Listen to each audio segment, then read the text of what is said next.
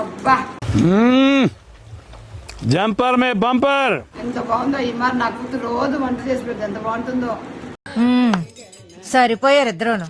Hey guys, నేను మీ anchor Divya Reddy. మధ్యాహ్నం అలా కూర్చుంటే ఏదైనా వండుకోబుద్ది అయిందనమాట. సో నాకు కావాల్సిన వస్తువులని ఇన్స్టామార్ట్లో ఆర్డర్ పెట్టేసుకొని ప్రిపరేషన్ అయితే స్టార్ట్ చేసిన నేను. మనమైతే ఈరోజు పెరుగు వంకాయ చేయబోతున్నాం అనమాట. వంకాయని బాగా కడుక్కొని మంచిగా రౌండ్ షేప్లో కట్ చేసుకోవాలి.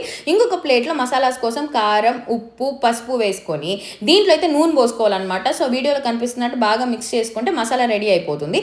నాకైతే నెయ్యి అంటే ఇష్టం అనమాట. సో నేను నెయ్యి యాడ్ చేసుకుంటా. మీకైతే ఆప్షనల్, మీకు కావాలంటే యాడ్ చేసుకోండి. సో మొత్తం మిక్స్ చేసుకుంటే ఇలా ఉండాలి. ఇంకా స్టవ్ వెలిగించి ప్యాన్ పెట్టి కొంచెం అయితే ఆయిల్ పోసుకోవాలి మామ. ఒక 2 minutes ఉడికిన తర్వాత నూనె అయితే మంచిగా ఇవన్నీ ట్రాన్స్ఫర్ చేసేసుకోవాలి. దీని తర్వాత ఒక 5 minutes మూత పెట్టండి. మంచిగా ఇలా అయితే రావాలన్నమాట, రోస్ట్ అవ్వాలి ఫుల్గా.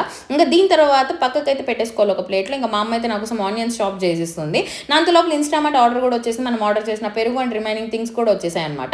ఇంకొక బౌల్లో పెరుగు వేసుకొని దాంట్లో మసాలాస్ వేసుకొని జీరా వేసుకొని పచ్చిమిరకాయ వేసుకొని బాగా కలుపుకొని మావ. ఇంకా దీని తర్వాత ఇందాక ప్యాన్ పెట్టుకున్నాం కదా, దాంట్లో ఆనియన్స్ వేసుకొని కొంచెం రోస్ట్ అయ్యేటట్టు బాగా ఫ్రై చేసుకొని చింతపండు రసం కూడా వేసుకోండి. ఇంక ఇందాక పక్కన పెట్టుకున్న వంకాయ కూడా వేసేసుకొని ఇంకొకసారి కలిపేసి చక్కగా మీరైతే దీంట్లో ఇందాక మనం ప్రిపేర్ చేసుకున్న పెరుగుని వేసేసుకున్నాం అనుకోండి. అలాగా స్లోగా తిప్పుతూ ఉన్నారంటే ఒక 2 minutesకి మన రెసిపీ రెడీ అయిపోతుంది. వేడి అన్నంలో తిన్నారంటే అద్రిపోతుంది. సో మీరైతే లైక్ చేసి ఫాలో చేసేయండి. నెక్స్ట్ వీడియోలో కలుద్దాం.